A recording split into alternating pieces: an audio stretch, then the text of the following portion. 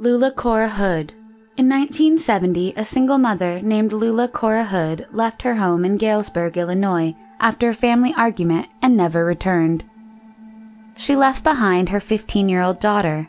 Cora suffered from mental health problems and was in and out of the children's lives even prior to her disappearance. But this time, she never returned to her family, who believed they would never see or hear from her again. There were no leads, no tips, no sign of what had happened to her. She simply vanished. Then, 15 years ago, mushroom hunters found human remains in a Galesburg brickyard. After making a facial reconstruction, detectives believed that the bones belonged to Lula. However, they were unable to confirm this through DNA analysis, as testing on bones could not be done at that time.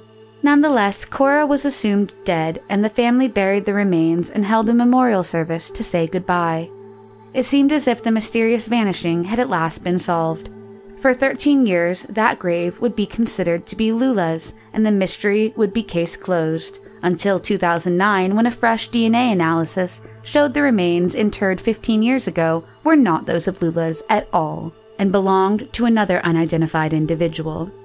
After DNA ruled out Cora as a match for the remains, police reopened their investigation with an online database search using her first and middle names and her date of birth. Authorities were able to discover that an 84-year-old woman living in Florida was in fact the long-missing Lula Hood, and she had had a new family, eventually having 14 children. Even though Cora did not remember her daughter after all these years, they eventually reunited. Incidentally, in 2013, the female remains were finally identified as another missing woman named Helen Ruth Alps. Wendy Von Huben. 16-year-old Wendy Von Huben lived in Woodstock, Illinois with her family. She was dating a 19-year-old boy named Jesse Howell, who had recently moved into his own home. On February 22, 1997, Wendy told her parents that she was staying over at a friend's house. However, in reality, Wendy and Jesse were running away, after Jesse promised to take her around the world. When Wendy didn't come home the next day, her parents reported her missing. They later learned from her school that she had skipped classes up to a week prior to her disappearance. Wendy and Jesse went on a trip along with another couple. During the trip, they slept in their friend's car and stopped in different states. They ended up in Bradenton, Florida, where they parted ways with the other couple. Shortly after, they ran out of money and lived under a bridge near Dade City for a few days. On March 19th, Wendy called her parents and asked for $200 for a bus ticket back home for her and Jesse. A few days later, Jesse called his parents from a nearby truck stop. He said they were on their way home. However, 2 days later, on March 23rd, Jesse was discovered bludgeoned to death near the railroad tracks in Marion County, Florida. He had been struck from behind, and there was no evidence of a struggle. There was still money in his pocket and a half-smoked cigarette on the ground. A small drop of blood on his jacket was believed to belong to Wendy. However, Wendy was nowhere to be seen. Several weeks later, on June 4th, Wendy's parents received a call from Wendy in which she said, "It's me, Wendy," and then hung up. She then called again and told her father that she was at a gas station in Kankakee, Illinois. However, the conversation was so short that Wendy's father was not even sure if it was actually her. Police tracked the phone to a Phillips 66 gas station. After viewing surveillance videotape, they spotted a teenage girl that matched Wendy's description. Her parents watched the tape and agreed the girl was Wendy. Police estimated that the tape was filmed within minutes of the phone calls. Some local drifters told police that Wendy was traveling with a one-legged railroad car rider known as Bob, who has since been identified as Bobby Ray Taylor. In April of 1998, the drifter named Bobby Ray Taylor was located. He denied ever being with Wendy, and it was determined that he was not involved in the case. In July of 2000, Angel Resendez, also known as the Railroad Killer, confessed to killing Wendy and Jesse. He claimed he met Wendy and Jesse on March 21, 1997, in a large railway yard in Baldwin, Florida, where hobos and the homeless are known to live. Sometime that night, they got on a grain car heading south. Wendy and Jesse began asking Resendez where they could get jobs without having proper identification. He told them he was going to work the orange fields and told them he could show them where they are. By March 23rd, they had traveled about 85 miles when the train stopped just short of Ocala. Resendez got off, and Howell followed him.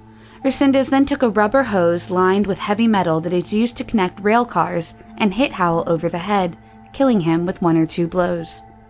Resendez said he then got back on the train alone, and he and Wendy went on. Wendy didn't know what had happened to Jesse at this point. Resendez told investigators he and Wendy got off the train at Oxford, where he tied her up, then choked her to death with his bare hands about 35 feet from the tracks. He said he covered her body with a military jacket he was wearing and a blanket. Resendez led police to Wendy's remains, which were found 15 miles from the spot where Jesse was found. DNA and jewelry found on the remains confirmed her identity. Resendez confessed to at least 9 other murders. Police believe he was responsible for at least 15 murders dating back to 1986. He was executed in June of 2006. Pamela Jackson and Cheryl Miller. On the evening of May 29, 1971, 17-year-old Cheryl Miller and 17-year-old Pamela Jackson were on their way to a high school party in Vermillion, South Dakota, driving a beige 1960 Studebaker Lark. The car was Cheryl's grandfather's. The girls stopped at a local church and talked to some boys after visiting Cheryl's grandmother in the hospital earlier that day. The boys were going to the same party Cheryl and Pamela were. They agreed to follow the boys to the party in their own car. However, the boys missed a turn and accidentally drove past the location of the party. When they turned around, they no longer saw the Studebakers' headlights. They figured the girls had simply lost the nerve to attend the party. The celebration went on, but the girls and the Studebaker would not be seen again until 2013. In the following weeks after the girls' disappearance, volunteers and law enforcement officers searched the gravel pit, surrounding roads, and even the nearby Missouri River. But their efforts yielded nothing, and the mystery persisted year after year for more than 4 decades. Authorities had their theories about the girls' disappearance. At first, they believed the girls to be runaways because of their ages. Others thought that they'd run away to a hippie commune in California. Soon, a man named David Lycan, already serving a prison sentence on unrelated charges, was indicted for murder in the deaths of Miller and Jackson in 2007. However, the charges were dropped after it was found an inmate faked his confession about Lycan's involvement in the case. Then, on September 23, 2013, a fisherman who was fishing by South Dakota's Brule Creek noticed 2 wheels sticking out from the creek's embankment. Investigators recovered a car from the embankment, which was caked with mud. The location of the creek is in an area that is rarely traveled. It is 30 miles east of Vermillion, almost right on the Iowa border. Record flooding, followed by a drought, is what brought the upside-down car into view. Days later, it was reported that there were 2 sets of skeletal remains found inside the car. The remains were later confirmed to be those of Miller and Jackson. According to officials, the victim's vehicle was stuck in 3rd gear, the lights were on, and their skeletal remains were in the cabin. One of the tires on the car was damaged. The car keys were found in the ignition. Investigators also recovered Miller's purse, which contained her driver's license, photos, and notes from her classmates. Those factors pointed to an accident, and the case was finally closed after 43 years. Lucy Ann Johnson. In 1965, Lucy Ann Johnson, mother to son David and a daughter Linda, vanished. Her husband, Marvin Johnson, reported her missing from their home in Surrey, British Columbia, near Vancouver, Canada, in 1965. But upon further investigation, police were alarmed to find that, after talking to various neighbors, it seemed Lucy had not been seen since September of 1961. Based on witnesses reporting that Marvin had been digging a septic tank in the field a few months prior, the Surrey Royal Canadian Mounted Police dug up the yard of the home, which was located near 103rd Avenue and 145A Street in North Surrey, but they found nothing.